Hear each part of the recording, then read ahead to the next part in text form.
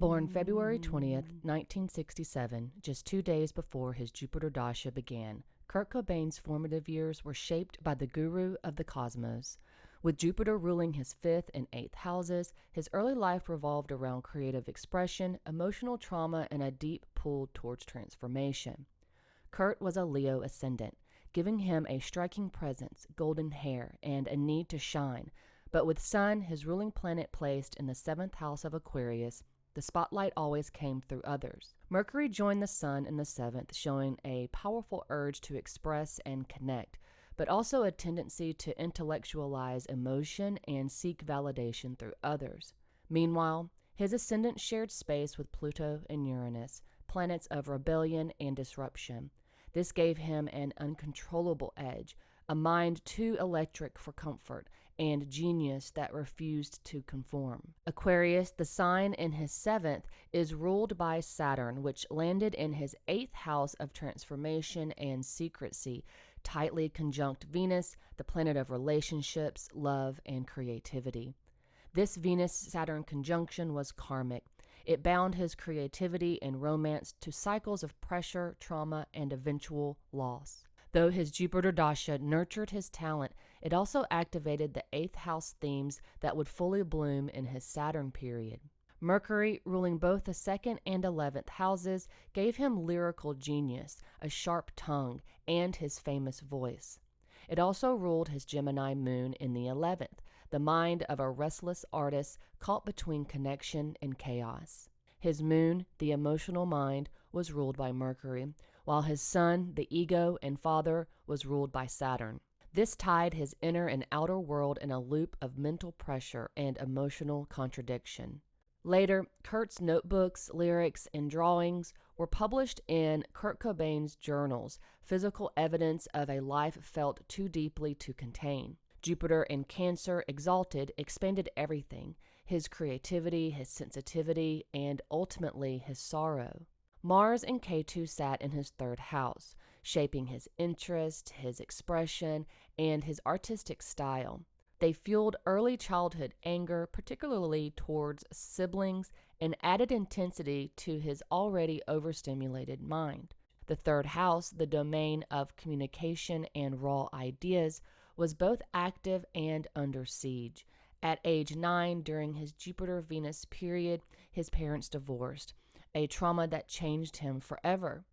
Venus, the planet of relationships, was in his 8th house of loss. Jupiter, ruler of the 5th and 8th, showed the creative and emotional consequence. His Mercury, ruling the 2nd house of family, opposed his 8th house Venus, showing a deep fracture in his value system.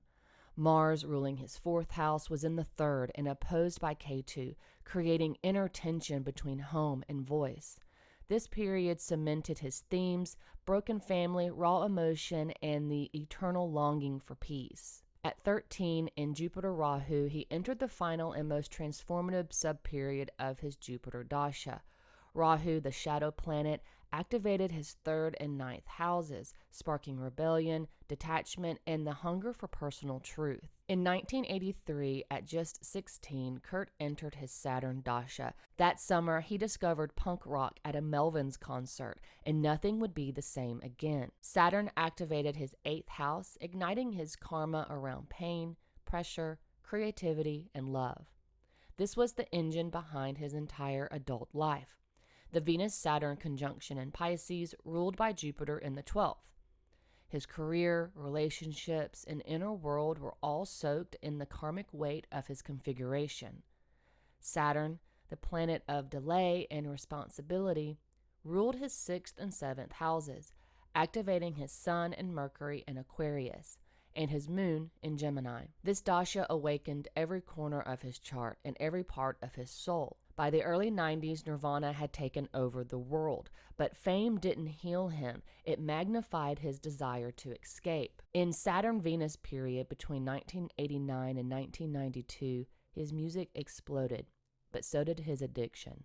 His moon in the 11th gave him mass appeal, but Saturn in Pisces activated his 12th house themes of escape, isolation, and spiritual crisis. During his Saturn-Venus period in 1992, he married Courtney Love, Soon after, he learned a baby was on the way. Jupiter, the planet of hope and ruler of the fifth, children, was placed in the 12th, bringing both joy and sorrow. Despite his new chapter, the gravity of his chart pulled him deeper into addiction. In Saturn's Sun period, he sobered just enough to create Nirvana's final album, In Utero, a raw and haunting masterpiece. The Sun, his ruling planet, was in the 7th house, tightly conjunct Mercury, the planet of writing and articulation. But the weight of fame, fatherhood, and inner demons was too much. On April 5th, 1994, during his Saturn-Moon period, Kurt passed away tragically. This isn't to say Saturn-Moon guarantees death, it doesn't. But for Kurt, it represented an unbearable emotional burden, with Moon symbolizing the mind and Saturn representing karma and pressure. He once said, "I'd rather be hated for who I am than loved for who I am not." In the end, he was loved deeply for exactly who he was, and the stars still echo with this truth.